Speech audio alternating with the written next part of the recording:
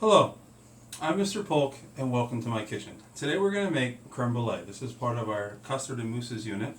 And to start creme brulee, I already kind of got a head start for you. I put the sugar, the divided part of the sugar into the pot, and I put the quarter heavy cream in there with it. So the other thing that needs is it needs the vanilla. And one of the things I'd like to show you is we're going to use real vanilla bean today. So vanilla bean is the member of the orchid family. And this is the pod, and what we're going to do is we're going to open the pod. You lay the pod flat on your cutting board, take a small knife, and carefully cut right down the center. Then that opens the pod up. You lay it flat, I'll do it this way, and you scrape with the knife. And all of these little black seeds are what you want. So if you've ever had, get a little spoon, if you've ever had vanilla buttercream ice cream, and it had all of those little black dots in it, okay? That's what they are. They're the seeds of the vanilla bean pod. So I already did that side. So now I'm going to scrape this side. And again, they sometimes go all over. We just get all these goodies in there. And they go in the cream. Now, because the cream then has to come to a boil, all right, so we want to make sure we get it to a boil. And then what you're going to do is put the whole pot in there too, okay? And give it a good mix. That'll separate all the little beans. And the vanilla, the seeds are going to stay in the product and give you flavor. But right now, since this is kind of steeping, you're going to get the flavor out of the whole pod. So we're not wasting it. Okay, so we'll let that in there. So we're going to let that come to a little boil. So I'm going to put that on a low heat. And then in the meantime, you have to prepare your egg. And that's what makes the creme brulee really nice, is it's a nice rich custard. But it's baked. Okay, so you're going to start with a bowl. I'm going to put a little towel down. And in the bowl is going to go your eggs. Now, just like we learned in the other lessons, is we got to separate it because this is just egg yolk. Okay, and that's no yolk. Put those in. Then it's going to be your sugar, a little bit of the sugar, and then just a pinch of the salt. Okay. Now this is coming to a boil, so I'm going to shut it down. And I'm going to go ahead and whisk all this together. This is a real easy recipe. The only tricky part, honestly, is coming up. So once you get your egg yolk together with the sugar, we now have to put the cream in. Okay? But what we want to do is what's called tempering. If I pour the hot cream in right now, what's going to happen is I'm going to cook these eggs. I'm going to have scrambled eggs. So I'm going to have to take my ladle, and I'm going to whisk. And as I whisk, I want to just ladle in the hot liquid, and that's going to bring up the temperature of the eggs. Now, one of the things I want to try and do is I want to avoid whisking like crazy. I don't want to add too much air to this mixture because it's going to add a whole bunch of bubbles on the top, okay? And that's going to be on the top of our creme brulee. So you just keep pouring this in, and they always tell you when you temper, you should temper about 2/3 of the liquid. I temper till I either can't ladle it or till my arm gets tired, and then you can just kind of drizzle it in. You can see that in the beginning it looked a lot like scrambled eggs, alright, too really yellowy. But as you start putting more and more of this heavy cream with the vanilla seeds in it, it's definitely looking more and more like a custard. Now, this custard is a baked custard, so it's going to bake. It's going to go in an oven. It's going to bake in a bain-marie water bath. You'll see that technique soon. And then when it comes out of the oven and it cools, that's when you're going to do the brulee part of the creme brulee. So we'll do that in a second video. So you can see that I'm getting some little bit of foam on the top, so I don't want to stir as fast. I'm also getting to the point where it's getting harder to ladle. Okay, so what I'm going to do now is just switch to the pot. And I'm just going to slowly, you want to do one of these because the vanilla seeds they're the prized possession. I mean, vanilla beans right now, this is like $2.60 a vanilla bean. So you don't want to waste it. So I'm like doing that little swirl thing so that I get most of the little black dots in there, and the whole guy can go right in there. And then I'll go around again, and then we'll do that.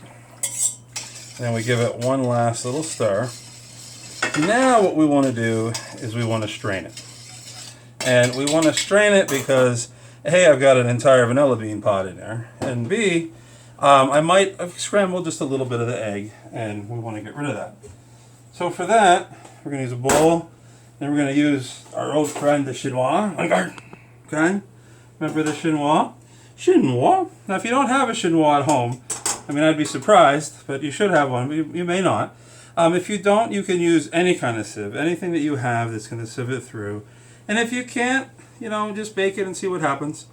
But it is always nice to run it through. So all I'm going to do is pour this through, and I'm going to do the same thing. I'm going to pour about half of it, and then notice here, they separate out so fast. So it's like panning for gold here. I'm going to try and run these around. Go like that. Go around again. And just try and get as much of that bean as I can. There we go.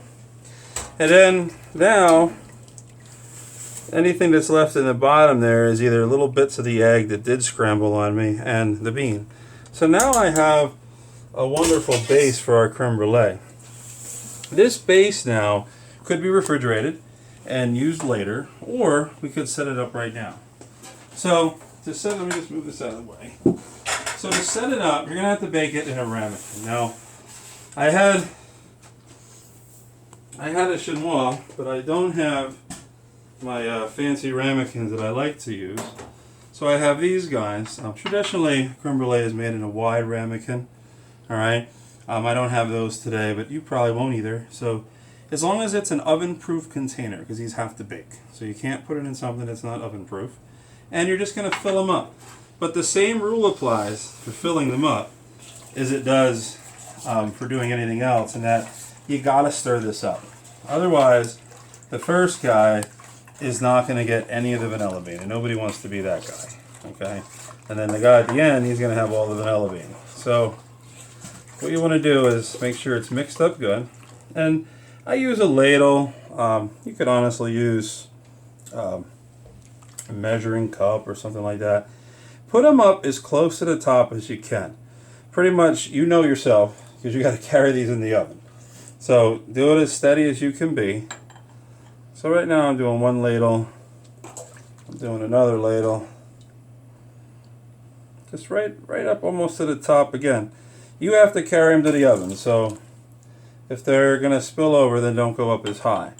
And again, the traditional creme brulee ramekin is a wider ramekin. But this is like your normal sauce ramekin that you would get like at a restaurant with the sauces in or things like that. But again, as long as it's oven proof, you can bake in it. Okay, so there they are.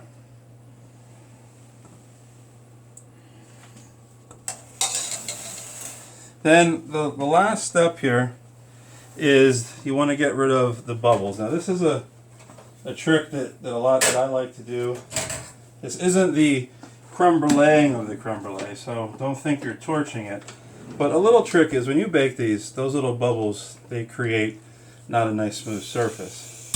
So a trick is you can gently take your torch and just tap it like that. You see it?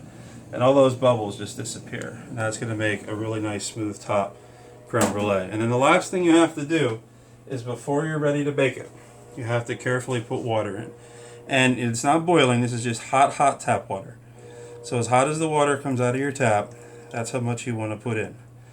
How much to put in, you want to fill the ramekins up. So you want to fill up to the ramekins are about halfway. Okay, so that's not quite halfway.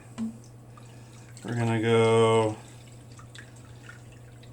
something like that. Again, this also is you have to carry this in your oven. So you have to be able to trust yourself that you can get this thing into your oven. So at this point, it is ready to go. Once you put your water in, it goes in the oven. Bakes in a cooler oven, 325 degrees. And honestly, with a small one like this, it just depends. Some of them can bake half hour, 45 minutes. It just depends on how much creme brulee you actually have in there. What I always tell people is you bake a creme brulee until it feels set.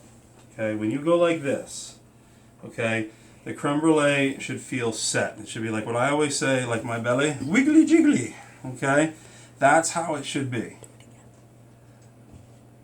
With this? Yeah. Okay, you want to do it so it's set. What happens is you don't want to over bake the creme brulee. So you don't want the creme brulee, like you would never like put a toothpick or something in it. It shouldn't have color on the top. It should be just that color. But when you jiggle it like this, it should just kind of feel set. And that's how you have your creme brulee set. Next time I will teach you how to put the sugar on and how to torch them. So thanks for cooking with me today, and I hope to cook with you real soon right here in Mr. Polk's kitchen.